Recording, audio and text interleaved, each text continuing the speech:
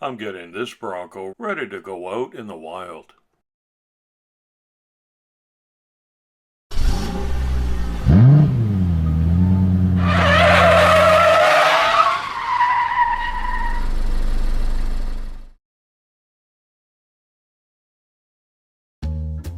Hi everybody and a warm welcome back to Maple Leaf Customs in Switzerland. I'm Andrew, and on the bench today is a 1 to 64 scale Hot Wheels 2021 Ford Bronco. This one's kind of boring, although it's a nice color blue, that's all it's got going for it. No headlights or taillight detail. There's a tampo on the side, and I actually like the Bronco grille. I'm going to retain that. As it is right now, looks like this one's never left the pavement. But I'm going to turn this into an off-road 4x4 with some camping equipment and lots of dirt.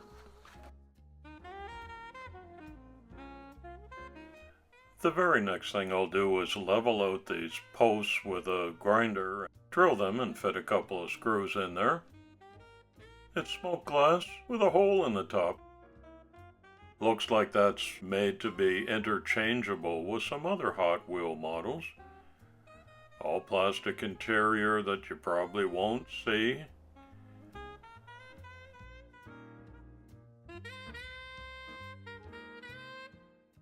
And although these are big beefy off-road tires, they're all plastic, and I'm going to replace them with some rubber Samed wheels to suit the theme.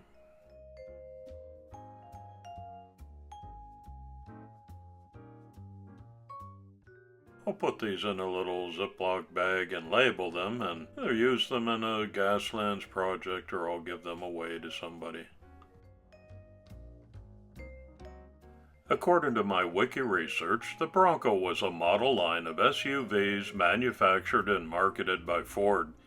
It was the first SUV model developed by the company, and 5 generations of the Bronco were sold from the 1966 to 1996 model years. The Bronco competed against the Jeep CJ5 and the International Scout.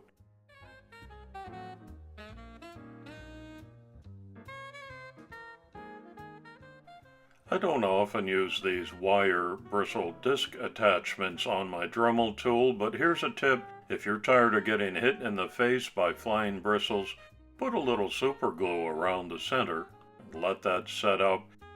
It'll still throw a few bristles at high speed, but not nearly as many as without the super glue.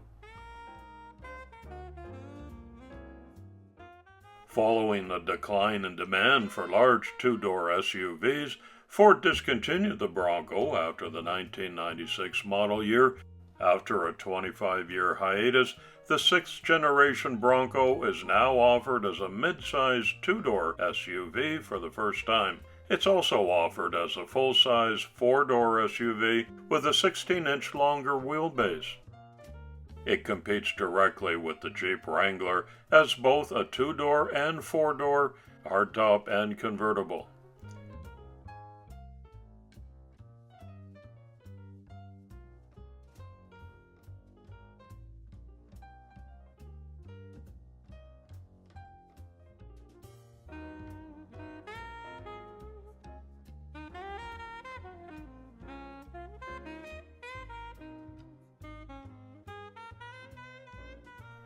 I appreciate you taking the time to visit Maple Leaf Customs today for this video. These are some different Saturday uploads that are coming up. If you're enjoying the Bronco video, I'd sure appreciate a thumbs up. And it's absolutely free to become a subscriber. I hope you'll do that too.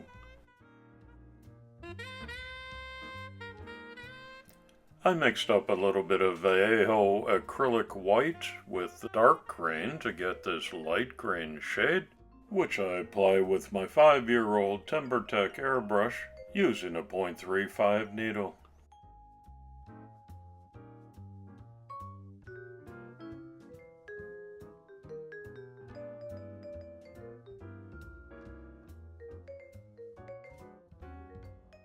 I can't believe it's already been 30 years since the Ford Bronco gained pop culture notoriety on June 17, 1994, when Al Cowlings drove his white 1993 Bronco XLT with his accused friend O.J. Simpson in the back seat in a low-speed police chase on Interstate 405, ending in his eventual surrender. That incident was simulcast on television worldwide, with approximately 95 million North Americans watching live. I've carefully masked over my light green paint job in preparation to give this a black roof.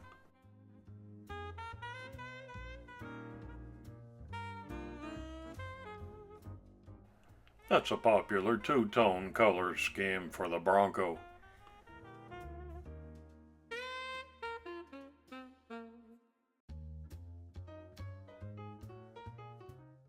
A close-up inspection shows that I needed to do a couple of touch-ups. That's easily done because I saved the original light green paint. Then with a chrome pen, I do the exhaust highlights on the undercarriage of the chassis. I only do this in places where Hot Wheels added the raised parts. Once again, if there's any kind of excess in the application of the chrome, I touch that up with some matte black paint, and you'll never know I'm as clumsy as I am. I've already added the new real rubber Sandman wheels, and if you're looking to spruce up your next custom, I invite you to visit them at any of these online locations. Today's community shout-out goes to John's Custom Hot Wheels. John's participated in some recent Four Horsemen invitationals. If you'll follow the link I've left in the description, you'll find his YouTube channel, and you can check it out for yourself. I hope you will.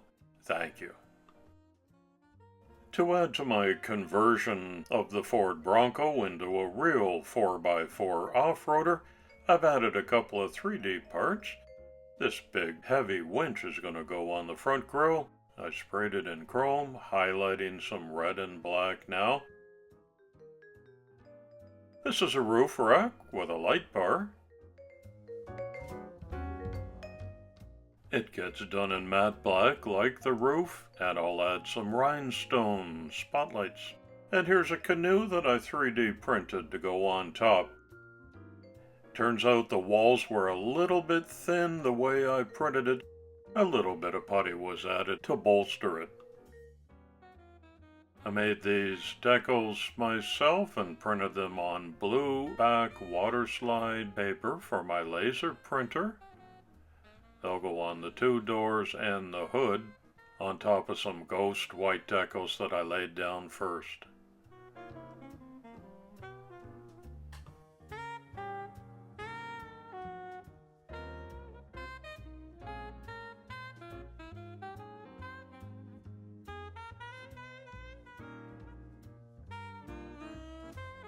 I also printed some tiny Bronco emblems, but I put them behind the side doors instead of in front the way Ford originally did it. And I added one on the spare tire. That's all I did to the interior piece. Now for some panel liner, which makes a tremendous difference. Just a touch in the shot lines, and that'll find its way down the door jambs and where the hood goes in, and anywhere you want to highlight.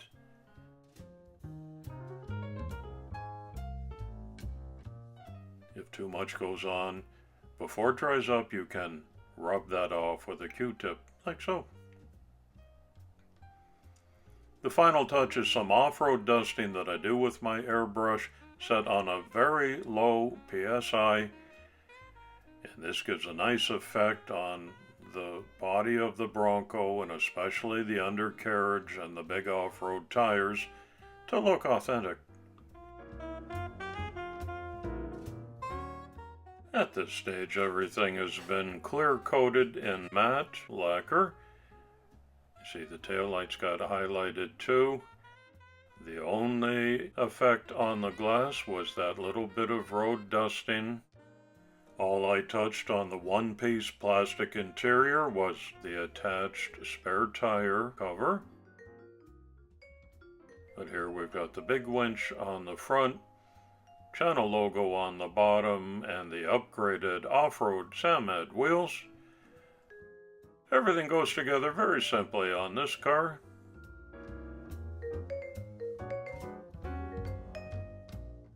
Because I did lots of dry fits along the way, I know everything fits perfectly well. All that's left to do is to tighten it up with some 256 size Phillips head screws.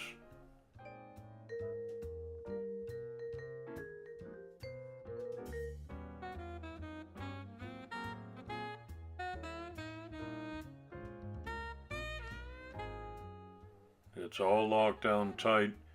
I take a moment to make sure I've got good rotation on the tires, which I do. This is a sleeping bag that I made up. A pair of flippers for some snorkeling. And my red canoe with lots of scrapes on the bottom so it looks just like mine does.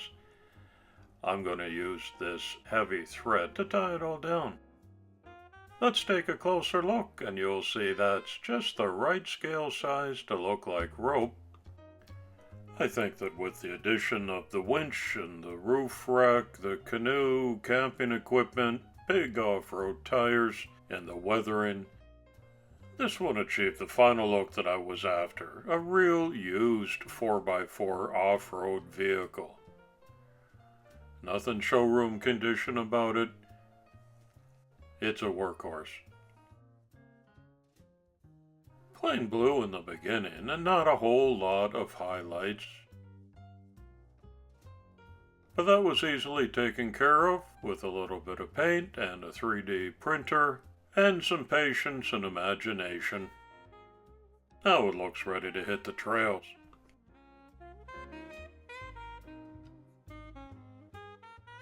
Here it is on an outdoor diorama that I put on a slice of birch.